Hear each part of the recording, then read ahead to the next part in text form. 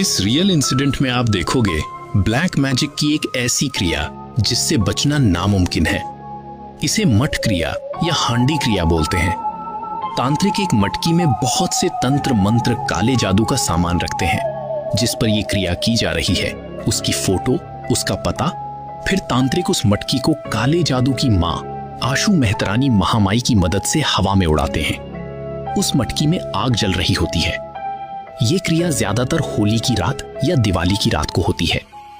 वो मटकी हवा में उड़ती है और जिसके नाम से क्रिया है उसके घर के बाहर जाके 3 बार उसको आवाज मारती है और जैसे ही वो आदमी बाहर आता है किसी टाइम बॉम्ब की तरह मटकी फट जाती है और जिस पर क्रिया की है वो भी खत्म हो जाता है। ऐसा ही एक वीडियो हमारे पास आया जिसमें आसमान में एक मटकी जैसी चीज उड़ रही है और आग जल रही है। ये था वो वीडियो।